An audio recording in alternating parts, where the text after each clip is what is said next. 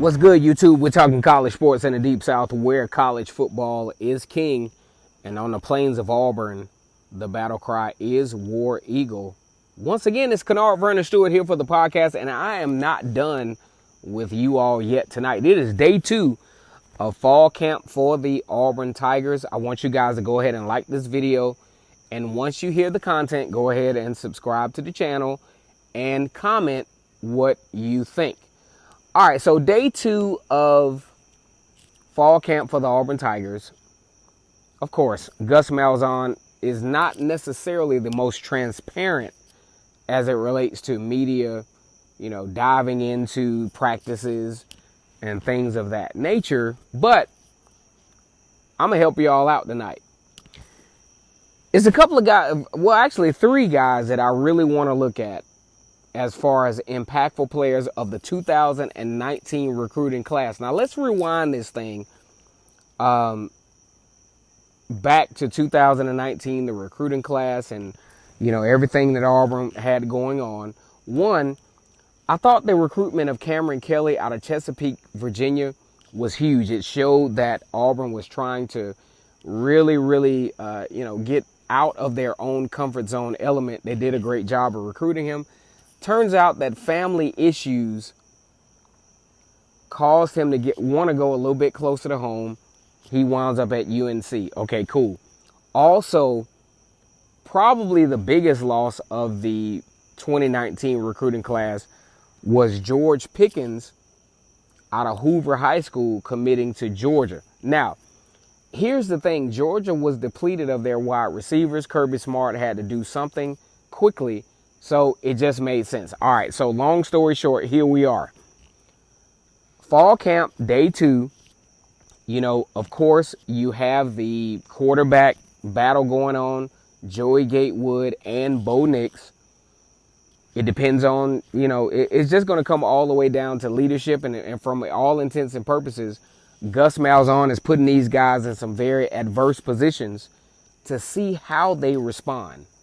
You know what I'm saying? Because when you look at what Auburn is going to be up against, say Oregon, and then, you take the 2 non-Power 5 teams, Kent State and Tulane, these guys are going to be put to the test very quick, because you go from Oregon, the 2 games against Tulane and Kent State, then all of a sudden you're headed down to College Station to the 12th man to really see what's happening. And when you talk about the, Texas A&M game, typically the away team wins. That goes in Auburn's favor. But in a very unlikely fashion, Auburn actually beat Texas A&M for the first time in this particular series history. The home team actually won. We hope that, that particular trend doesn't continue, because this is a very, very pivotal game for the Auburn Tigers and a very winnable game for the Tigers, because Texas A&M is going to be forced to have to replace a lot of guys, especially on the defense, and then going to have to replace Travion Williams, who seems like he's been at Texas A&M forever. So who's going to be next up? So either way, the main guys, when you look at, say, fall camp, you always want to look at the freshmen who are coming in. And, we had a chance to look at some guys from the spring training who had the opportunity to do the whole early enrollee thing. You talk about Bo Nix, you talk about, Owen Papo, Kobe Wooten, and a host of others. But some guys we didn't get a chance to see what they have to offer. Mind you, the parade is over. You know what I'm saying? The pomp and circumstance is over. Now it is time to really put on display what you have to offer.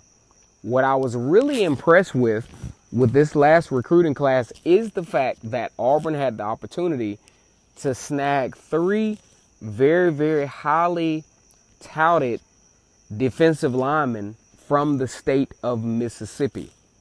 Those none other than Charles Moore, Derick Hall, and Jaren Handy. One good thing about the fact that these guys are here is the fact that they could potentially add some depth to the defensive line. Luckily, Auburn had the opportunity to retain Derick Brown, Marlon Davidson, and Nick Coe.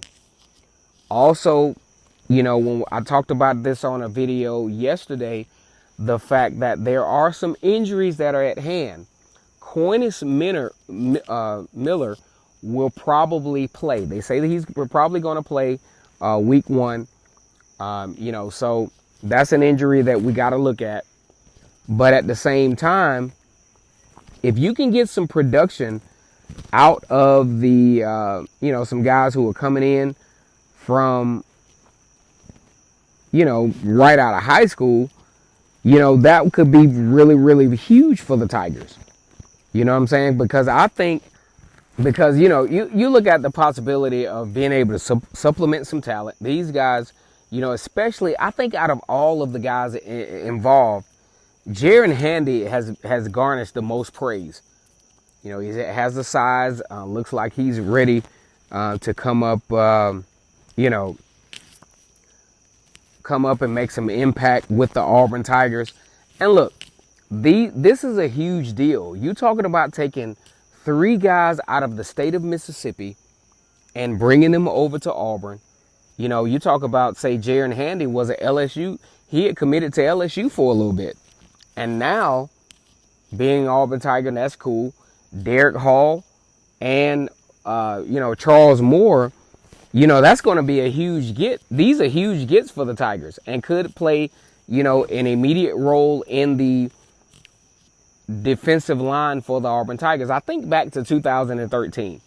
It was 4th down in the Iron Bowl, and one of the biggest plays made in the game was by Carl Lawson, a true freshman. And I'm thinking one of these 3 guys could be in that position this year. So day 2 of fall camp for the Auburn Tigers is huge. Of course, you don't see much. Gus Malzahn is not going to expose much. But I want you guys to look out for Derick Hall, Charles Moore, and Jaren Handy. These are some really huge pickups for the Tigers in this whole recruiting class. And also look out for Marc Anthony Richards out of Florida. We don't know what role he will play. He had a very impressive video footage.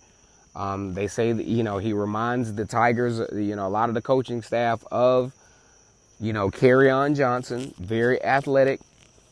These are guys that didn't have the opportunity to, play spring ball.